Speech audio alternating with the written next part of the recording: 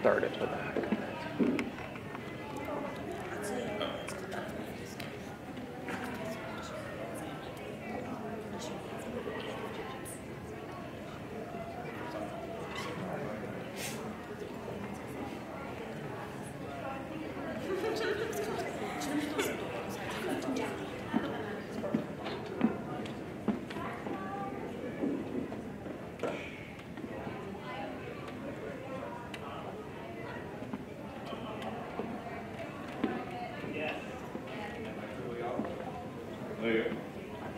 Again?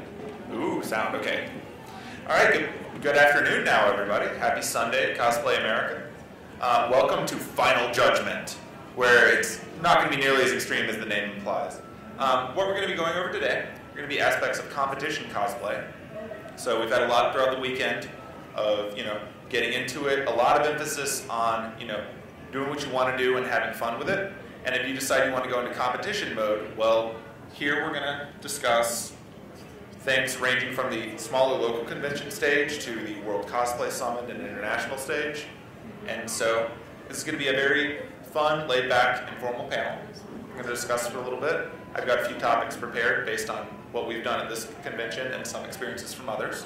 And then after that, we'll have a Q&A. So by all means, start planning your questions, and we'll see where it goes. So first of all, I will introduce our panelists today. So my name is William Bloodworth. I'll be moderating, and that's about all you need to know about me for right now. So, all right, first up over here, we have Kelly DeBolt. I'm Kelly DeBolt of Ordered Chaos Cosplay on Facebook. And Kelly comes to us having experience with? I competed for several years, and I was a two-time finalist at the World Cosplay Summit US Finals. Right. All right. And also over here we have Reika, who I'm sure most of you have seen throughout the weekend. Hello, I'm Reika from Japan. そうですね。今結構いろいろな国のコンベンションで今いろいろな衣装審査とかを担当させてもらったりしています。This is Reika from Japan. There's a lot of different competitions and cosplays all over the world. Just traveled all the way to North Carolina. Okay. For all of our families. All right, so we're going to jump right in. First up, I would like to discuss the different levels of cosplay competition. As you've probably seen at smaller conventions, you tend to have a bit more laid back and informal process. You have people of varying skill levels, and that's a great place to start. Before you go to the bigger ones, which are a little more competitive, a little more high stakes, a little more critical. So to begin things today, I'm going to talk about some of the elements that I've managed to get from the person who ran our costume contest this year, who is UP Cosplay. She's currently doing a number of workshops and panels, so she couldn't be here for this one. But she did hand off to me the notes and the scoring she used when she goes over contest elements here. So what I'm going to do for the panel is I'm going to mention some of the items on this, and I'll hand things over to you for your feedback on those. And then after we get past our contest, we'll start talking about the things that you've experienced in other places. So first up, when you decide that you're going to go in for a costume contest, it helps to prepare your information. We're primarily going to talk about craftsmanship here. And so for craftsmanship, some of the things that she'd recommended to us were, before you go in for judging, you should get together your information, your materials. Like, you need to be able to tell them what you've done, like your processes and the materials used, and be ready to answer questions for why did you choose this? Did it work? How did that go? And so from there, I will turn things over to Kelly, if you'd like to talk about preparation for what you would do before going in. So one of the best things you can have when you start doing this World Cosplay Summit is you're documenting your process as you go. So you're going to have work in progress photos, you're going to make notes on that, and in all honesty, the fewer notes you have on your sheet is actually better. You want more photographs because as a judge, we don't have time to read a long sheet. And I've seen judges do this, they'll just kind of skim through it, but they're looking for an overall high level. You want to read the rules for the competition so you know what you're going into, and it's a really good idea to practice kind of your spiel to a certain extent. Like when I go in to talk about your judging stuff, in addition to having my sheets, I usually work my way from my costume from my head down. So I'll talk about what I did with the wig, what I did for the overlayers, anything I did to underlayers, and just keep working through there. And then sometimes the judges will help by asking questions like, how did you do this? Tell me about this hemline that you did. I usually tell them, it's like, I lined my stuff. Here, feel free to look at that. Okay. All right. And Reika, before you go in for judging in a contest, what materials do you put together for the judges?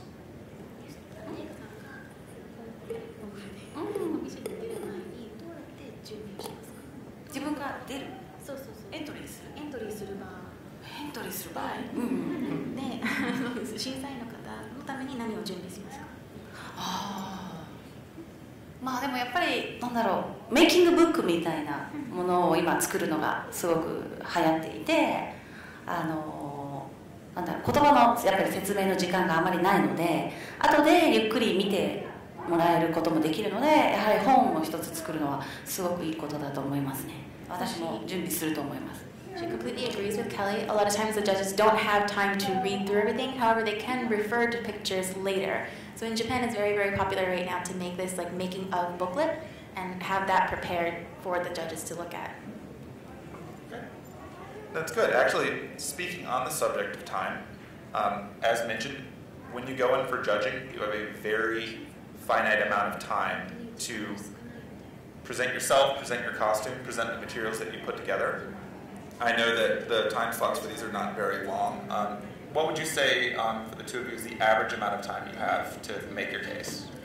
For individual competitions, it's always been about 5 minutes. For World Cosplay Summit, we had 10 minutes to do presentation because there were 2 of us on a team to explain everything, which in our cases was usually 4 costumes because we had to cut on stage costume changes.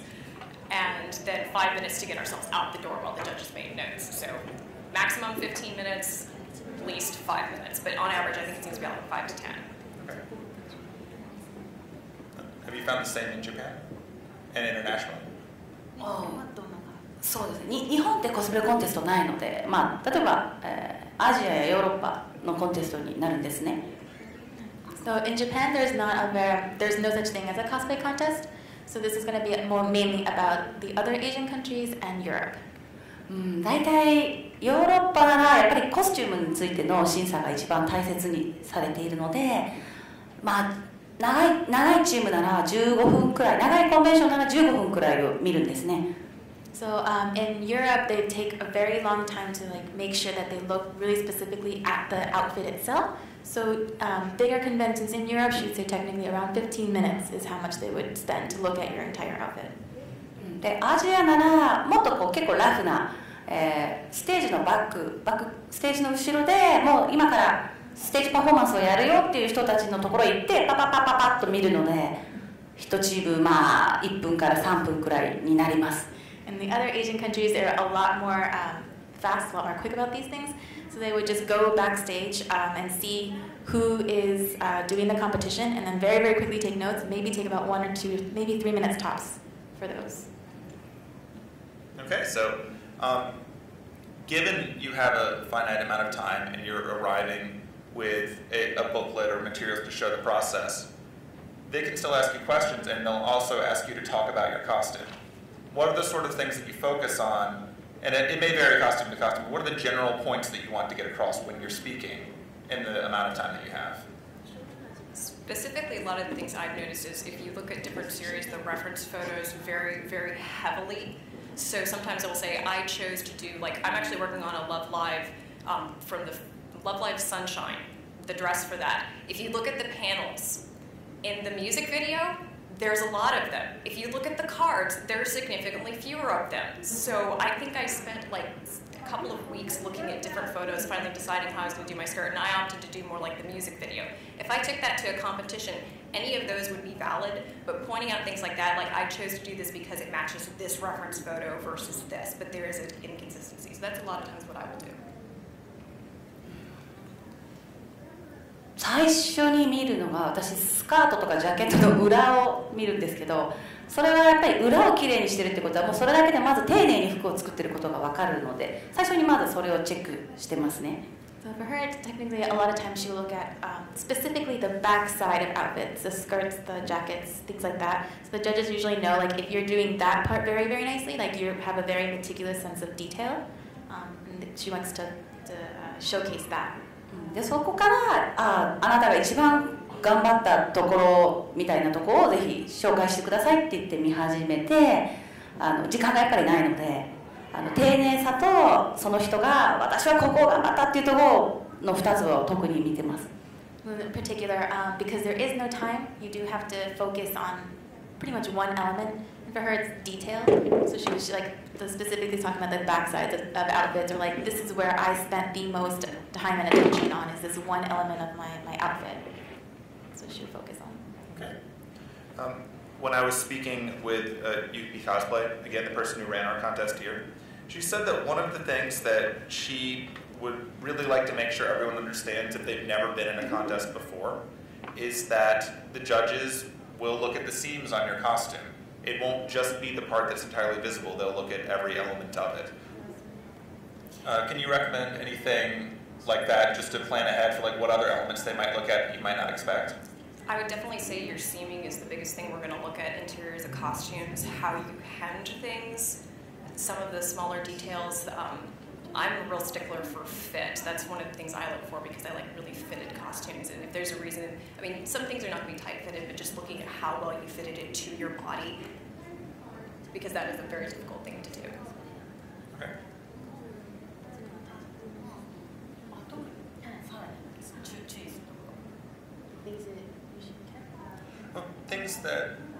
Things that you would want to make sure that you plan for if you've never been in a contest before that judges might look at it beyond just the overall look at it from a distance. Like when they get close, what do they look at? Oh.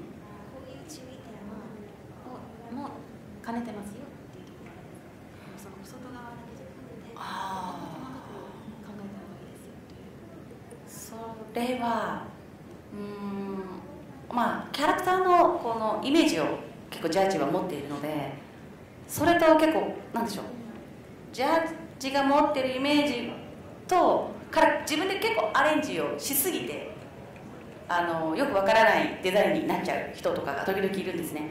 でそれはなんで違うんですかって言ったらこっちの方がいいから私はこうしてみたのっていうのはイメージと似ているというポイントもあるので、なんか良くないかなって結構思うんですよね。最初はやっぱりイメージとキャラクターと似せた方がいいと思いますね。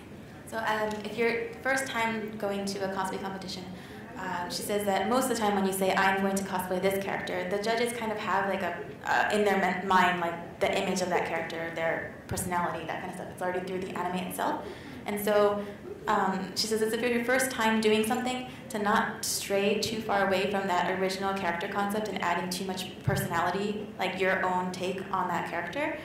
Because a lot of times like that'll be very different from what the judge has in mind for that character. And if you can't clearly convey why you're making those adjustments, it's kind of a negative take. So maybe when you're doing it for the first time, just kind of stick a little bit closer to the original concept of the character itself and not make too many personal adjustments. 例えばこう耳のついているキャラクターで私はもっと大きい方が可愛いと思ったから超大きく作ったみたいな、でも絵は小さいからあなたはちょっとやりすぎているっていう感じがありますね。So she says, let's say that you have a particular character that has ears, but you made the ears super, super big because you thought the big ears are cuter. However, the actual character has really small ears. So doing things like that might not be the best thing if it's your first time because it's so different from what was originally presented. Okay. On a similar note, when you enter a contest as an original character, if you do that, what are some of the things you should be aware of that may make things easier or harder for you as opposed to going with a more established character? I know for a lot of the contests I've judged, we don't allow original characters simply because one part of our score is accuracy. It makes it a little bit difficult to score against that, but one of the things we've looked at, it will incorporate things like creativity, level of difficulty of the techniques that you use, how cohesive is the look, does it work? I would say like steampunk is a good example. If you're throwing things in that don't make sense to the steampunk genre, but you're cosplaying as an original steampunk character, it really doesn't work. オリジナルってやっぱりこのモチーフイメージがないので結構難しいんですよね、ジャッジングが。She says she kind of agrees, but also as a judge standpoint, it's kind of difficult because there's no prerequisite, like the original, because it's your original character. There's nothing pre-established to base it off of. なのでこちらに、どうしてこういうオリジナルキャラクターを自分で考えたか、イメージをこちらに伝えれるくらいちゃんとコンセプトのしっかりしたオリジナルじゃないとなんかよくわからないコスチュームになってしまう。だからより作るのがちゃんと作ってちゃんとイメージを自分の中で持っていないと私たちまで伝わらないということがあると思うんですよ。So, as a judging standpoint, if you're going to do an original character, you'd have to have a very, very clear concept, a very clear idea of why and what you're doing. If you kind of come in with this like haphazard, like I just kind of did it, or I thought this would be nice, it's very difficult to judge off of based on a cosplay contest. So if you're going to do an original, you just have to have everything very, very clearly written down and understood mentally about why you're doing certain things, and then convey that to the judges. Okay. I've asked around a bit over the weekend to get some input from people here, and one of the things that people were asking about are props. So a lot of the emphasis that they hear about is on the construction of the main costume, but where do props weigh in to the overall scoring? And I imagine that varies from event to event. But. It does. It also varies on character. If props are a huge part of your character, when we look at the reference photos, we're going to be expecting to see those props. They need to be just about as clean as your main costume because we're going to judge them. Not the same way that you would with something seen, but we're going to be looking for correct things. Like if you're working with foam, we expect to see that you sealed your foam and painted it correctly and that it looks nice and it's clean and we're not seeing like, drips of glue everywhere. Things like that. やっぱりキャラクターがいつも持っている、例えばカードキャプターさくらのスティックみたいにいつも持っていて、みんなはそのキャラクターはこれを持っているとイメージのあるものはやはり準備をした方がいいと思うんですね。She thinks like if you have a character like in card captor Sakura, Sakura has the wand, the stick. That kind of prop would you need to make sure that one is just as detailed as the cosplay itself because that's part of like the character. Like she's always holding it, so it's just as all the detail has to be there too for that prop. ただその必要がないキャラクターならば無理に用意を、すごくそういうものが作るのが苦手で服は好きなんだけどこの武器は、あってもなくてもいいという時ならない方がもしかしたらポイントは高いかもしれないという時もあります。But there's also, on the other hand, if you do a character that doesn't necessarily always carry around a prop, and you're not very good at making props, or you just don't know how to do it, you actually might fare off better without including it in the first place, if you're not very good at it at all. But if it's a character that always has that one thing that's like their signature thing, then it needs to be really well done. Okay, and on a similar note, I've had questions this morning actually in our feedback panel.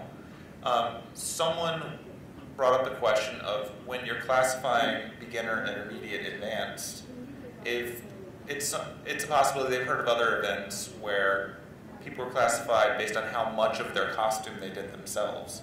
Is it like, at what level is it okay to use pre-bought or existing materials, or are you doing everything from building the shoes up when you do Judgment?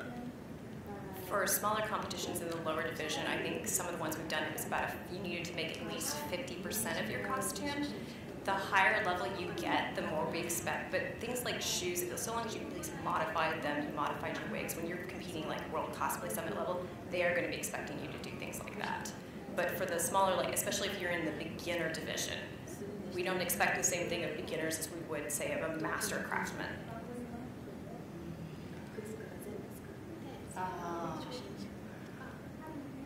やっぱり難しいですけど何年やっているかくらいで分けてるところが多いイメージはあるんですよね。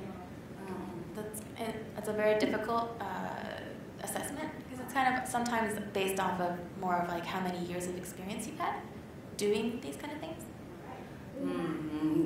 でもなんだろう、一一番ハイレベルと一番最初のとこは、まあ、結構分かりますけど、この真ん中ミドルのこう3つの分けれてる時のこの真ん中はすごくどのコンベンションでも微妙だなとは正直思ってます。So like there may be like the stricter rules about the expert people and the beginning people, but the middle, the intermediate level is a little bit more difficult to distinguish. I think it's kind of dependent on where or what convention.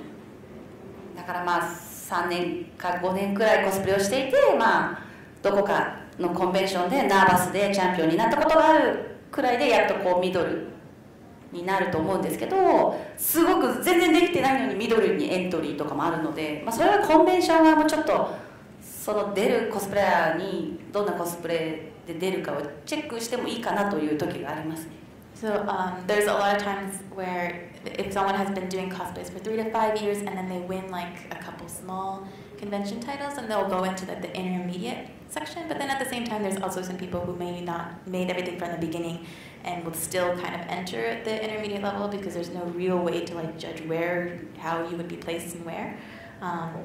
So it might be a little bit of a difficult question between the distinctions between beginning, intermediate, and... Okay.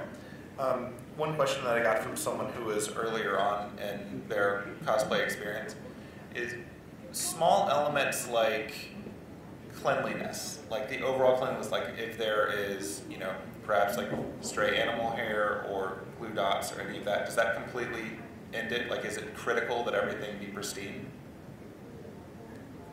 Yes and no. I would say we tend to lean towards that, but you're also being judged against the other people there, so it depends on the competition. But really, you do want to make sure that if you have pets, take a lint roller to your costumes.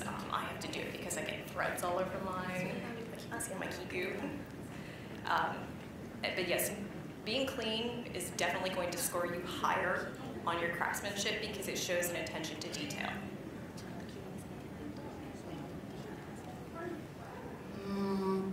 まあ綺麗なこと、ちゃんと作ってあることはもちろん一番大切だと本当に思います。So it's very, very, very important to make everything super clean.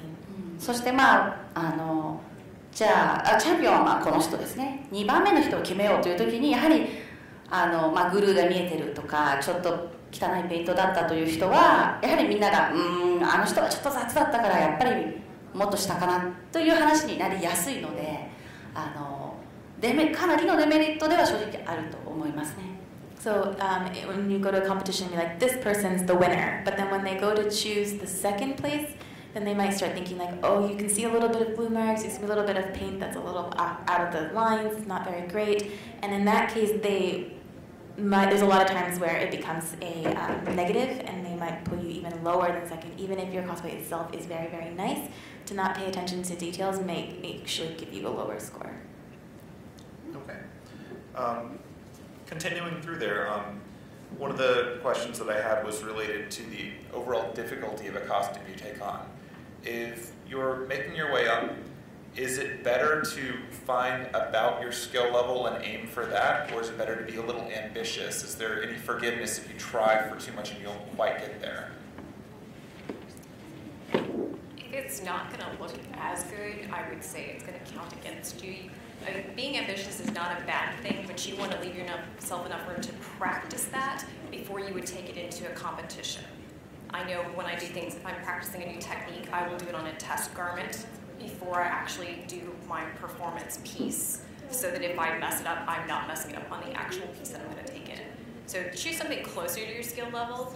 You do want to continue to advance, so push yourself a little bit, but I would not say go from doing like simple kigurumi to trying to do a Gundam. You don't want to make that level of jump. そうですね、なんかまあコンテストに勝ちたくて来てるのか、なんか楽しいからステージに出たいのかでまたちょっと違うと思うんです。お客さんは例えば大きななんだかね、見た感じが面白いコスチュームが出ると盛り上がると思うんですよ。でもジャッジはまあ頑張って作ったけど、いや君のレベルではまだっていう時はジャッジはちょっとテンション下がっちゃうっていう。だから勝つつもりならば簡単な衣装をちゃんと作ってくる方がいいと思います。でもステージで俺は一度出てとりあえず楽しみたいんだというのなら難しい大きなコスチュームにチャレンジしてみても面白いと思ってます。She says a lot of it would probably for her have to do with what your intention is upon entering something like this. If your main interest was to win the competition, you would rather choose something that you're very good at, something that matches your level, but you can make super, super well. But on the other hand, if your interest in entering the competition was strictly like, that looks like fun, I want to jump on stage and everyone go crazy, yay, maybe try something a little bit harder because the crowd would love it, everyone would love seeing that. It might, though on a judging standpoint, be like, oh, but that's not the best craftsmanship, that person's cosplay wasn't that great, however, but even if the judges get a little bit not as excited, the crowd will still get excited. However, if you want to win that competition, definitely stay within the realm of what you can really show off really, really well. So it depends definitely on what your intention is when you're entering these competitions. Okay. Another area, and by the way, we're going to start taking questions shortly, so if you have a question and you've been thinking about it, we'll have a microphone up here if you want to start making a line, but I've got a few more questions while you think about it, so just as a reminder. When it comes to your costume, how important is your mobility in it? Like if you can do one amazing pose and it looks wonderful, but you can't move your arms over this, does that heavily count against you? From a craftsmanship standpoint, if it's something where you possibly could have made it a bit more mobile, we might prefer to see that. But I would say that was more a little bit up to personal choice because quite frankly, I don't want to be stuck in a costume that I can't move in. まあステージパフォーマンスが大切なコンテストならやっぱりステージで動けなければなんだかかっこ悪いので動きが特に大切なコンペティションだと動けることは結構大切だと思いますね。ただまあポーズファッションショーみたいなコンテストの場合ステージは出てワンポーズはいバイバイというスタイルなら動けなくてもいいと思います。Sorry. So she says it depends on the actual type of contest. Like if this is a competition where you need to be able to do some kind of stage performance, then definitely mobility would be very important to do because you're going to look really silly up there if you can't move and you have to do a performance. However, if it's one of those like catwalk kind of things where you go on stage, strike a pose, and then you leave, go on stage, strike a pose, and leave, then the mobility actually isn't that important. So it kind of depends on that competition itself, like what they're looking for. Okay, and then on that similar note, as you've mentioned, some competitions are a lot more mobility intensive where you do a skit or you do a performance.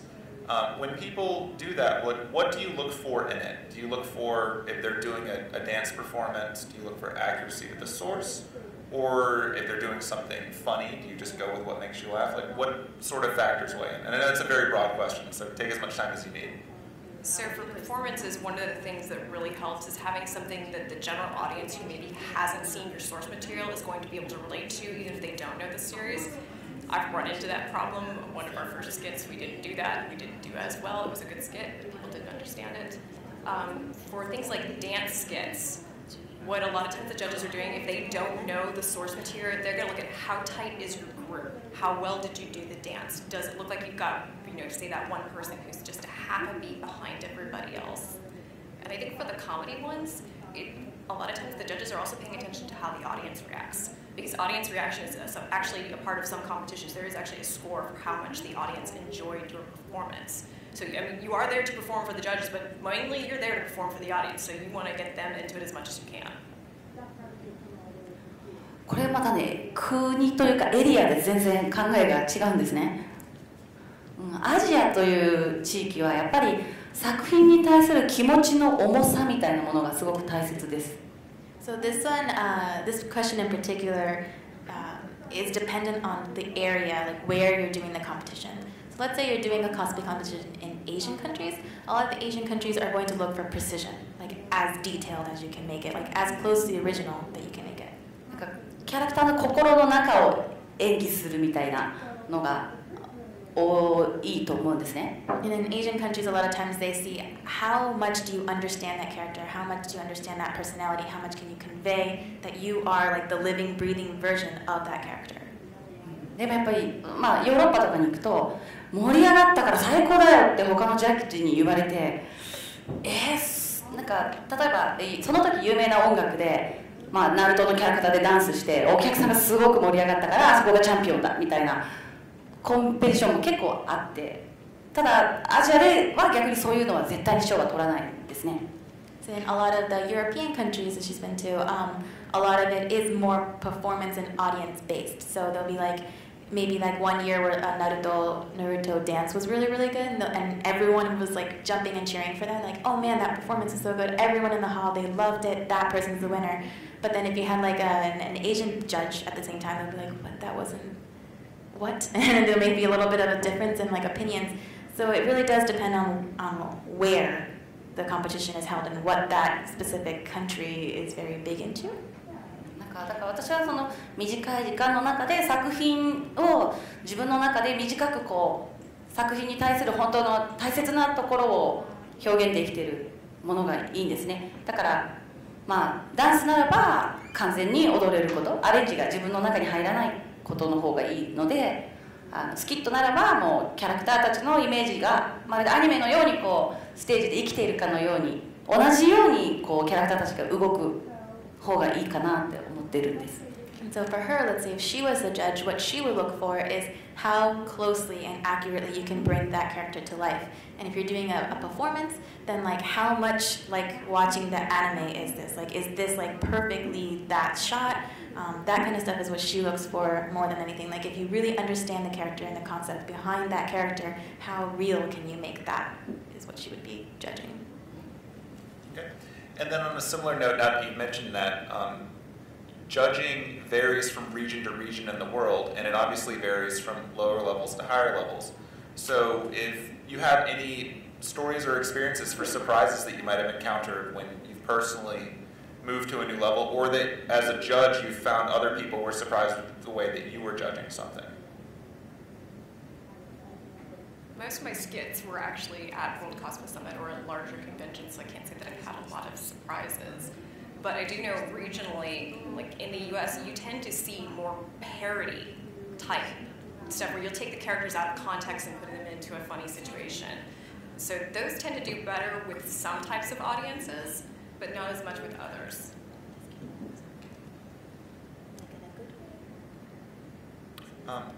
In a good way or a bad way. Just whichever story you want to tell. なんか南のアジアですよね。東南アジアとかだとなんかロボットのコスプレイヤーなのに飛んだりジャンプしたりとかみんな結構それはすごくて、わそれで動けるんだっていうのはよくいつもびっくりさせられますね。She says in a lot of Southeast Asian countries and things, that right now what's really popular is to do robots cosplays. And as a judge, everyone's always super surprised when they jump in the air or do anything slightly mobile. It's like, you can do that while you're wearing that? どんどん壊れていくパーツがどんどん落ちるけど気にしてなくて戦っているのを見てすごいな。This is like, sometimes like when they're jumping around, like the parts of their outfits will just start to crumble apart when they're still going at it. And she's like, what? That's amazing. Still fighting. あとなんかまああとなんだっけガンダムスタイルが流行った時にパフォーマンスの最後にあれを踊って終わるチームがすごく多い時があってちょっと違うかなと思いました。She said when Psy's Gundam style was very popular, it was like really odd because then people would do a skit and at the very end you just dance that and get off stage. I'm like, what? Why are you? What's going on? Just as a personal question for me there, how often did you see Gangnam Style and Gundam Style at the same time? It just seems inevitable. No. No? No? She's never seen that before. Alright, I'm going to go bug Uber's cosplay after this. We're going to see what we can make happen. That sounds like a lot of fun. This sounds like you've come up with new skit ideas again. Yeah, it happens. We have to be careful with that. But yeah, like in general, what advice would you have for someone who has worn a costume and never entered a contest before? Choose your competition to compete at for your first competition well.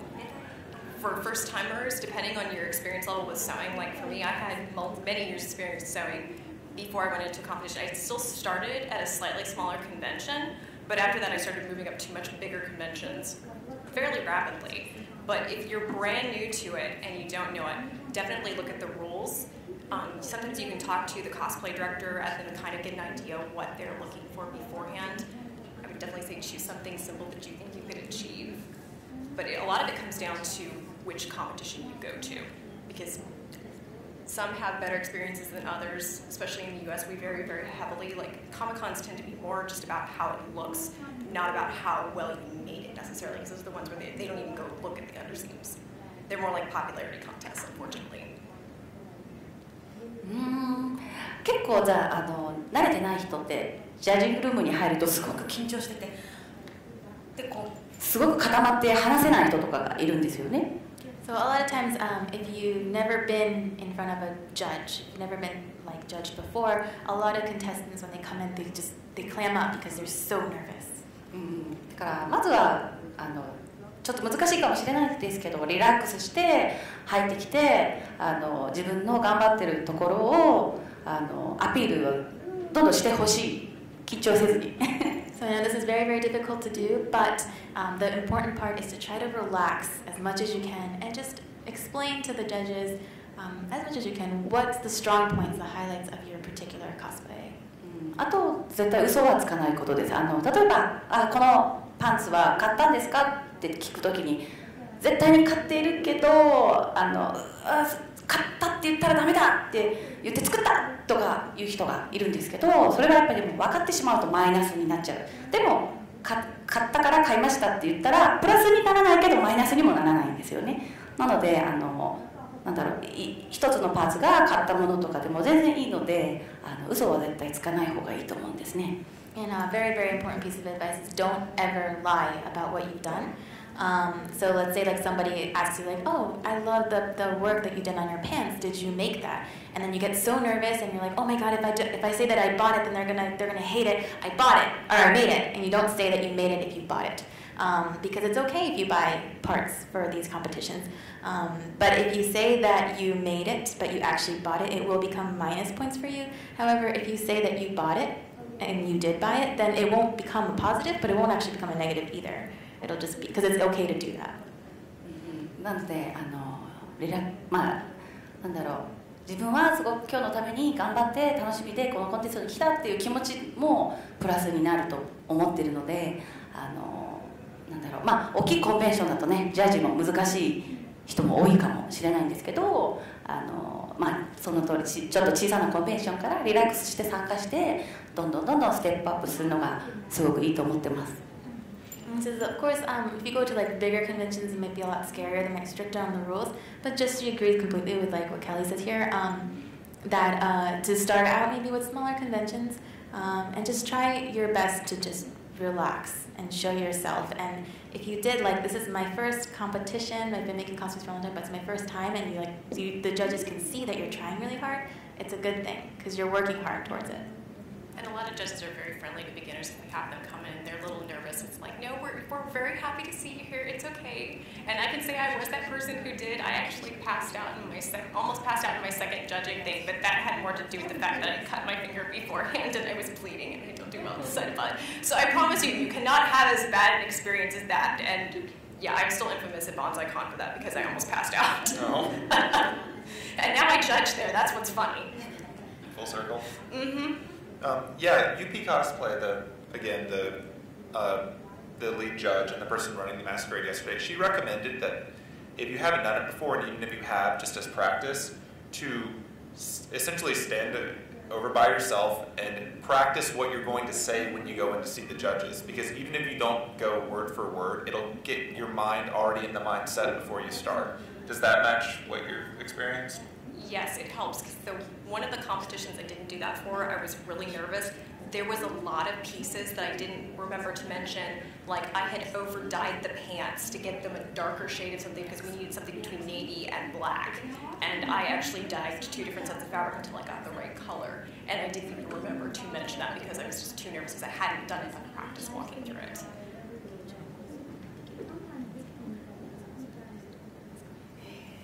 私も超緊張するタイプなんですよね。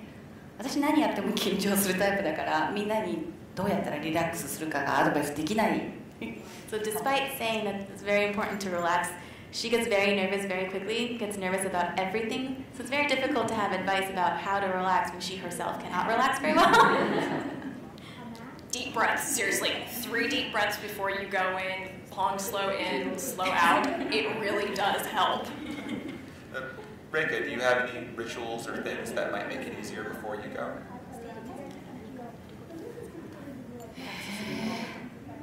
なんか後ろで一人で座ってずっと下見てます。So she just sits in the back by herself and stares at the wall. Oh. By herself. But it works. Yeah. No.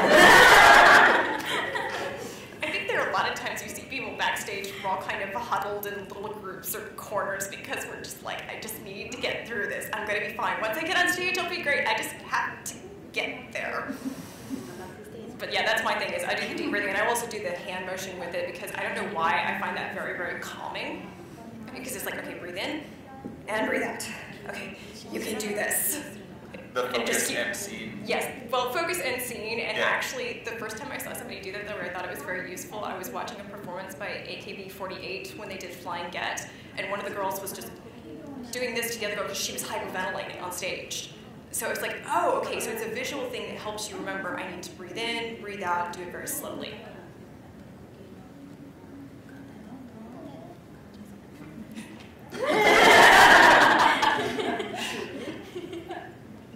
Yeah, definitely. All right, so this is something that I've heard people discuss in the past. So as a judge, you're going to have people who walk up in fancy ballroom dresses and robot costumes and superhero costumes. How do you approach being fair across the board? Like, what are some of the ways that you look for if you're within each one of those groups to really stand out? And likewise, be compared against someone who's maybe lighting up or blinking or dancing.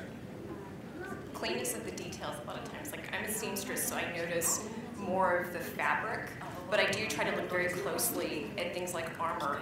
How clean did they do it? If this were, like comparing it to a sewn garment, it's a little bit difficult, but you're looking at the level of difficulty for that material. And there are actually a lot of times people base scores on that.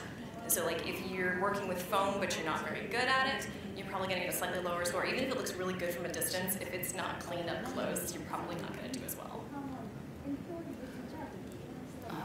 なんか大体いつもそのロボットのコスチュームがすごくうまいジャッジとファブリックのコスチュームがうまいジャッジと結構ジャッジが大体いつも分かれてるんですね。得意なコスチュームが。So usually on a panel of judges, there's one judge that's very, very good at robots, and there's another judge that's super, super good at whatever, something else, and then there's all these people that are very good at one specific thing. なので、例えば私が、あのロボットはすごくかっこよくできてたからいいと思いますというと、ロボットの素晴らしいコスプレイヤーのジャッジが、俺から見てあれはねみたいな、すごくダメなところがいっぱいあって、ダメなんだよとか、そういうディスカッションの中で、ドレスの人なのかロボットの人なのか、別のコスチュームの人なのかをジャッジの中でこうすごくディスカッションの中で決めていくという感じがあるんですね。In order to keep things fair, let's say like if Reika-san went out and she was like, man, that robot, that mecha was so cool, I like that one. And then maybe like the robot professional would be like, actually no, that one was really, really bad because of this. And then they all like talk about it within discussions. So then somebody else might come and be like, but that ballroom gown was so beautiful. It's like, actually this. So they have a lot of discussions about it so that there's like knowledgeable people behind the scenes, but they can all collectively discuss what was good and what was bad about each one. So like it's kind of like having like a professional opinion of each one and then trying to figure out the average, like a common conclusion that they all can all agree on. But there's a lot of discussion that happens when they're picking. Okay. When it comes to the judgment, I know that if someone is competing in the contest, they've put their heart and soul into what they're wearing, and you have to be critical of that. Do you have any advice for people who are going to go in on it to understand that it's positive criticism and not negative criticism? I try to be very careful about what I say because I've been on both sides of this. I've heard things where they weren't trying to be mean, but they said something about, I think you could have done this better. And it really stings to hear, but sometimes you have to take a little bit of a step back and go, they're criticizing what I made, they're not criticizing me as a person. Because I think that's where we associate it as like, it's my costume, it's an extension of me. And so when I'm talking about things, that I try to phrase things very carefully so that I'm not saying something so it sounds like I'm being me, because I'm trying to help people improve. It's a very difficult thing to do.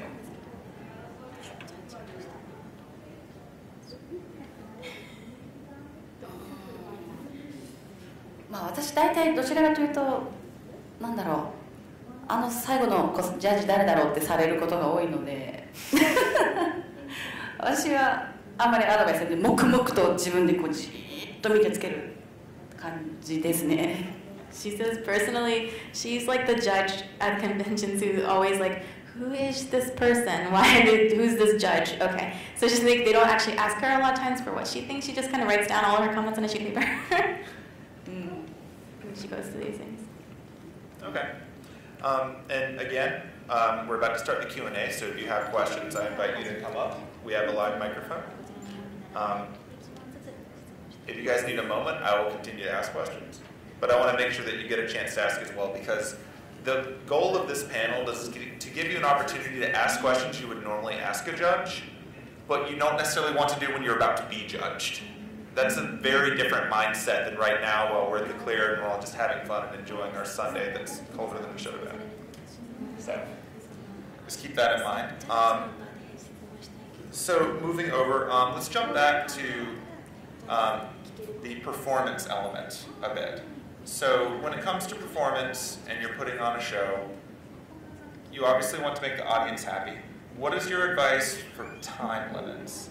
The convention will give you a time limit. Is it better to be short and great, or is it better to have a long and drawn-out adventure? I lean towards short and great because you're less likely to accidentally go over, but that's a lot of times when we use pre-recorded audio, so you stop on time, because when you're doing a live performance, it's very hard to gauge.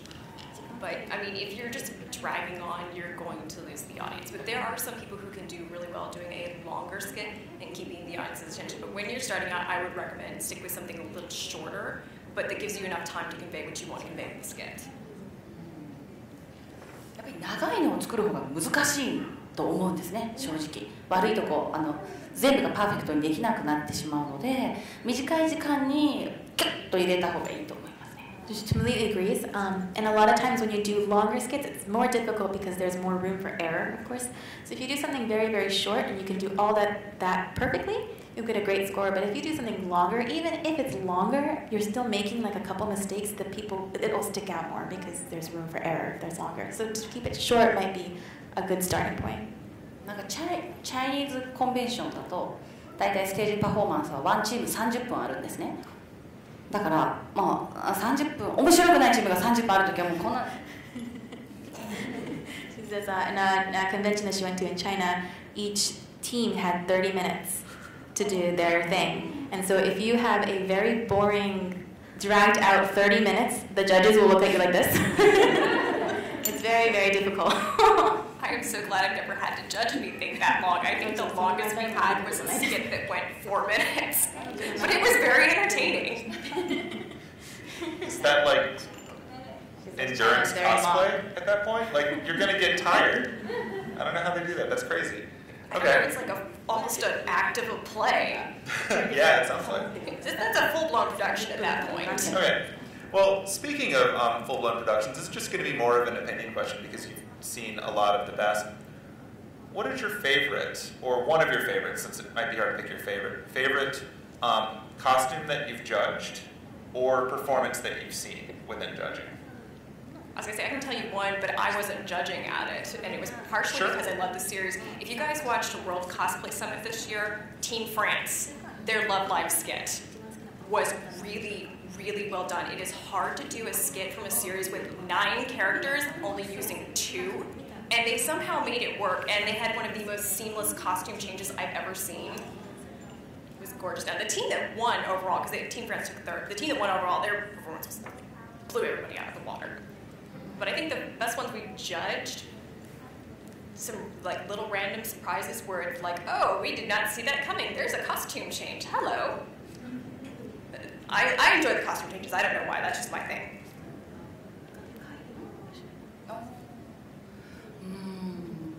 やっぱコスチュームに関してはフランスのジャパンエキスポというコンベンションがあって、そこでヨーロッパチャンピオンシップをやっているんですね。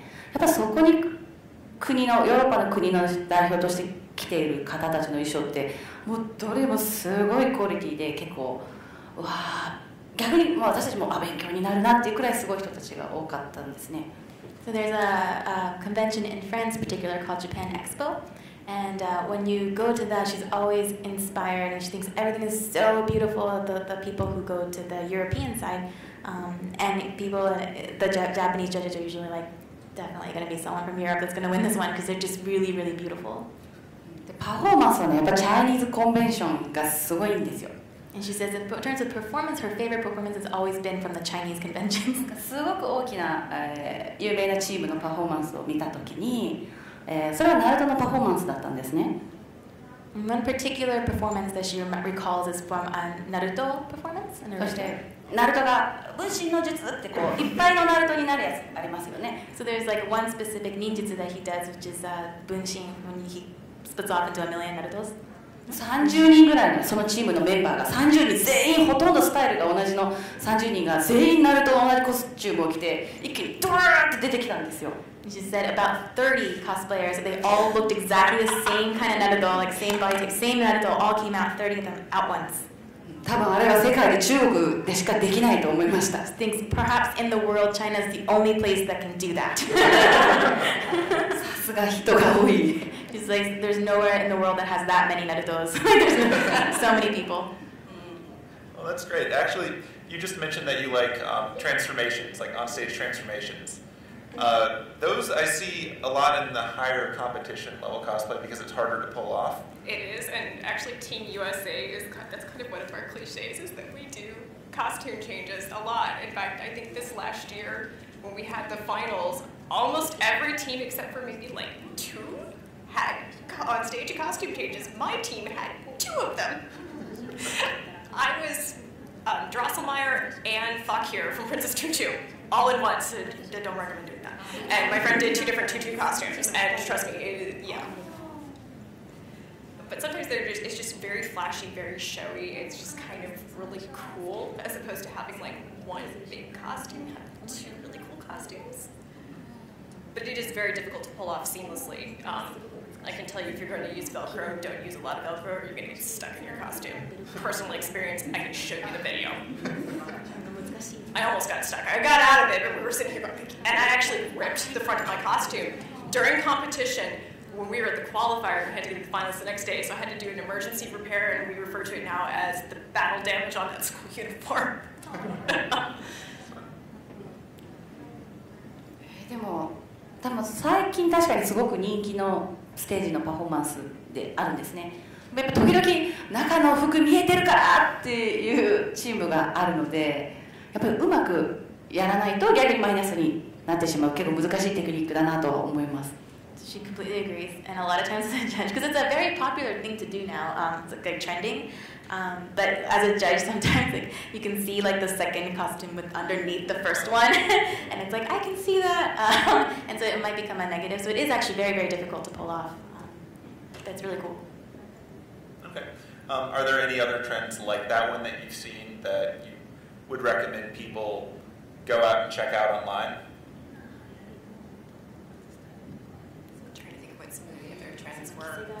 Because most of them we were joking about as being negative, like being pantomime with 2 characters, one controlling the other, seemed to be a very popular thing for a while. It's not as popular now, but it does play into a lot of stories. I mean, we actually did that with Drosselmeyer, although it was Drosselmeyer sort of off stage controlling Tutu. I've seen it in a few other skits. Okay. If you can do that well, as far as how well you're synced up, it does come across really, really cool, especially if you work extra props into it somehow. I've seen people do stuff with ribbons to do the marionette stuff, things like that. アジアはもうなんかずっとこう2人の男の子のライバルがなぜだ俺はお前と戦いたくないいや俺と戦えというパフォーマンスがなんかずっと今もずっと流行っててなんかそればっかりが多いですねアジアは。So, in Asian countries, for some reason, the most trending, the most popular that's been around forever is they'll have 2 boys on stage, and this one guy is like, I don't want to fight you, and this guy is like, but you must fight me. And that's very popular in Asian countries. That sounds pretty funny, actually. Sounds like a lot of fun. Okay, so again, we are welcome to questions. Otherwise, I will keep having all the fun of asking all the questions myself. So, does anyone have any questions immediately? Sure. That microphone should be on. Yay. I have 2 questions regarding the summit. Would you say it's better to be very accurate to the character or embellish a lot, like the 2015 winners? They redesigned the Link armor and added embroidery and all the jewels on the side of Link's tunic. So what would you say is better? I mean, you're going to stay to a certain extent within the reference material, but a lot of times the details that you see are like tone on tone. So some of the costumes I see up front, up close, from a distance, you can't see like patterns on fabric from the stage, but when you go up close, and they did actually tell us that those little details like that are a big key. So you're staying close, but it's a little bit of a balancing act. そうね、すごくバランスです。そのアレンジをしすぎるとやはり日本のコンテストってオリジナルキャラクターと似ているポイントっていうのはすごく大切なので、やりすぎてなんだこれまで行くとダメなんですよね。ああいいアレンジだねというそのいいところで止めるならばアレンジすることはいいと思います。So yeah, completely agreeing again with what she said, but it's finding a very, very fine balance between the two. If you do an arrangement, let's say, like you embellish something and it's actually like kind of nice, you're like, oh, that's awesome, good job for arranging that. But if you go too far and it's like a little bit different from, as you said, the reference material itself, then they'll be like, what are you doing? So it's kind of like finding like a very fine balance of the two. So like say if you've got something that's a solid color, if you do like a tone on tone, like an embroidery over it or something like that to give it a little bit more dimension, that would be a good use of embellishment as opposed to using a fabric that it's close in color but it really does not fit what you're doing. Also material choices. That there are some things you're not going to use satin on, like armor.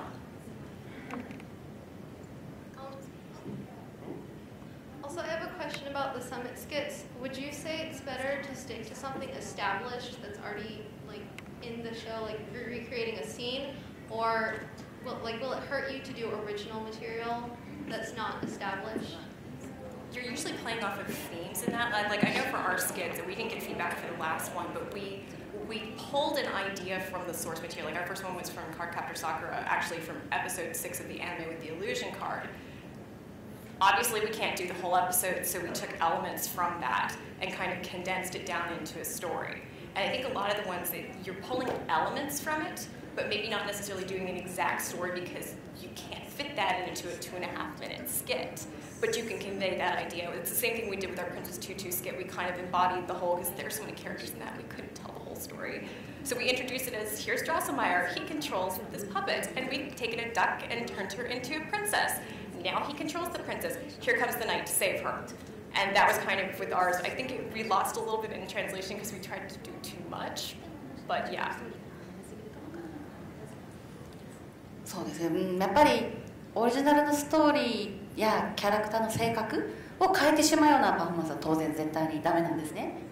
So of course, agreeing again, that you should stray away from anything that changes the concept of the character.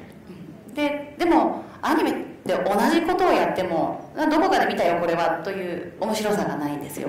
But of course, if you recreate a scene, it's not fun anymore because you've seen it already, right? You're like recreating the same thing again as a scene, as a skit. だからやっぱりアニメで例えば魔法を使うシーン、自分は魔法は使えないけれどステージでこういう道具をこう使ったら魔法を使ってるように見えるみたいなステージならではのアイデアがやはり優れているチームがやっぱり毎年勝っているイメージがあるので、そのアニメのシーンを再現するとしても特別なシーンをステージだけのアイデアで補うことが大切だと思います。So she thinks that what's very, very important is to do things like using the actual anime scene as a reference, but then maybe adding elements that you can only do in the 3D world. So taking on the 2D, making 3D. So let's say if you wanted to do something with magic, maybe using some kind of prop or like something really well, like you add something, maybe smoke machine or whatever it is that you're using, people who can use that and recreate a scene that can only happen in 3D, I should say, is the teams that usually seem to win. And this is why coming up with skits is so hard, is it is that balancing act. I know we tended to spend several months debating our concept, trying to come up with something. It's not easy. Thank you.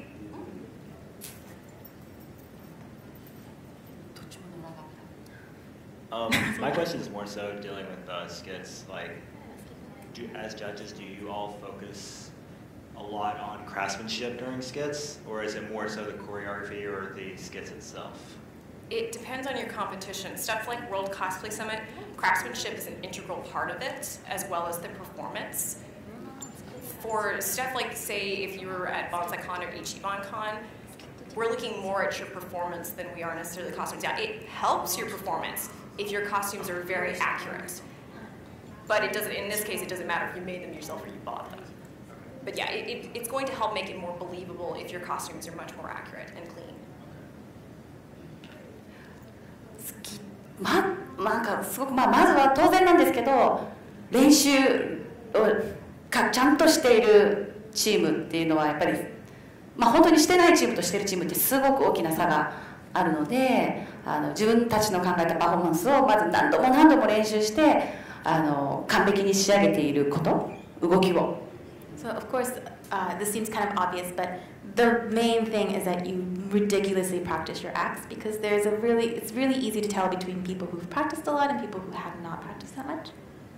だからステージのために用意した道具が効果的に使えることもすごく大切ですけど、やはり出てくるコスプレイヤーたちの動きとか顔の表情とか、そういうものが一番ジャッジたちには届くと思っています。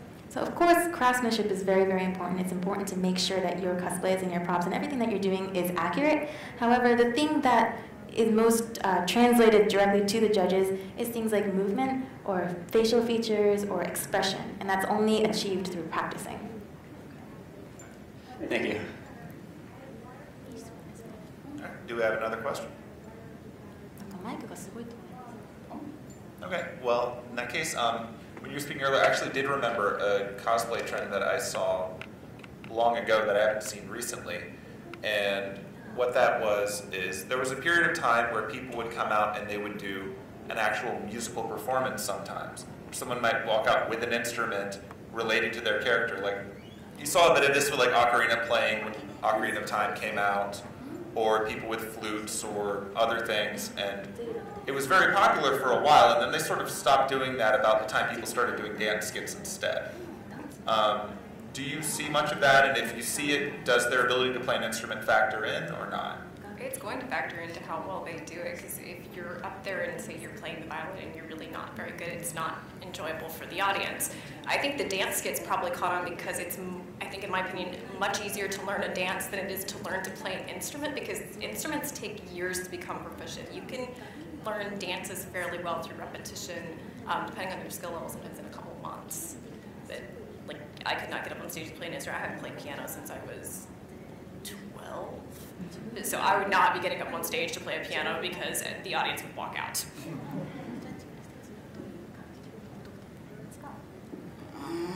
もうほとんど同じですよね。She says, I agree. 天才バイオリニストが下手だったら大問題ですからね。She says if the character setting is this ridiculous prodigy violinist, but you sucked, it would be a very bad thing. それよりは音楽はステージから流して、それに合わせた綺麗な動きを弾けてないけど綺麗に動いた方がならポイントは高いと思うんですね。She says rather than doing something like that, let's say you do have a character that is an amazing violinist, you can just have background music and then pretend, but as long as your movements are beautiful and believable, that would be good. That would be great. Well, that certainly is a thing. There have been a lot of recent popular anime that are actually based around musical prodigies. It's a genre lately. And so it could be a fun one to play with. Okay, here's another question. So similarly, things that appear in a lot of anime are school outfits. After after a while, does it become really hard to do well when you're doing like a school uniform because they are so common? Like if something appears very commonly, is it harder to win with it even if you do an amazing job? Well, I think for difficulty level, for most of us after a while, unless it's a really elaborate school uniform, your basic pleated skirt, say, or pants and jacket, I think I competed with 2 of those, but that was previous, and I have to state with one of them, there was a higher difficulty level because, how many of you guys have seen Persona 3 or are familiar with Persona 3? Okay, a couple of you. Yukari Takuba, the pink sweater and her socks, I knitted them for a competition. So I could kind of take that and take it to another level because knitting is something you don't see commonly in cosplay competitions. Honestly, I don't recommend knitting socks, but I continue to do it for cosplay. Don't ask me why. I hate myself. まあ、なんだろう、コスチュームの賞は絶対やっぱり取れないと思うんですね。So you probably won't be able to win with a school ただ uniform. すっごい面白いステージをやれたら、ステージのパフォーマンス賞を取れる可能性は残っていると思ってます。But if you do a very, very, very amazing skit, then at least you might win like a stage performance part. But as a costume itself, maybe not. ね、せっかくまあコスチュームが簡単で時間がかからないのなら、その分ステージをいろいろ考えてアレンジしてみるといいと思います。So she thinks like because the outfits for the school uniforms are a little bit simpler, you might not have to spend just as much time as like something more elaborate. Then you should use that time to make a very exciting skit. Like put that time that you're saving into the performance aspect. Okay. So we'll probably wrap up pretty soon if we don't have any more questions. So I thought I would check again. And if not, then I guess any final words of encouragement for up-and-coming cosplayers? Just keep practicing and don't be afraid to try something new. And pay attention to the details. A lot of times, costumes that from a distance that you see that look very, very simple, if you get up really close, really good cosplayers will have details that you won't notice until you're like right on top of it. I know the team that took the Brother Craftsmanship Award this year at World Cosplay Summit, I only saw their costumes from a distance. Didn't see much until somebody posted the photos of the close-up, and then you were just like, wow, because they did a lot of hand embroidery on it that you couldn't see from a distance. So details.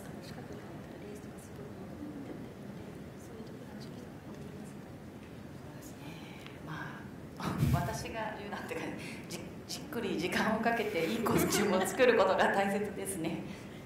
She says, because Reika-san, if you know, she's very, very known for making cosplays super fast. So she was like, maybe it's not my place to say, but you should take a lot of time in making your cosplays. Don't be working on it in your hotel room the night before the competition. And I say this who's somebody who's done this at almost every competition they've ever been at. Don't do what I do.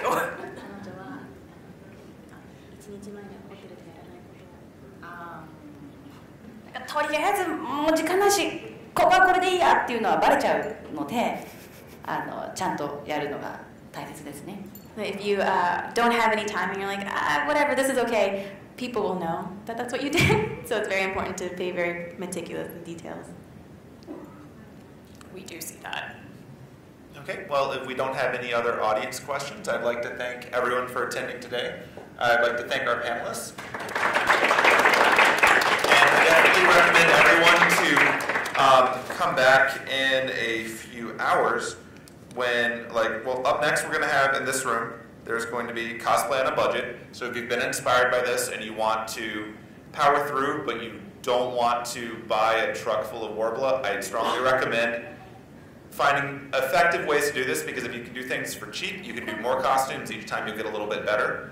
And likewise, if you just don't want to go broke, you'll find some cost-saving tips. I promise. Allison is amazing. She's done competitive professional level costumes for under $100. If you saw her Edward Scissorhands on Friday, she said she did that for under $100. So if you want to get on that crazy level, come back for that. And likewise, I strongly encourage everyone to visit us again for closing ceremonies. It'll be pretty quick, but we do like to have a giant group photo of everyone we can get. All of you, all of us, a wonderful experience. So please don't disappear. You don't have to, because it's going to be a lot of fun. So again, thank you everyone. Thank you, Reika. Thank you, Kelly. And thank you everyone for attending.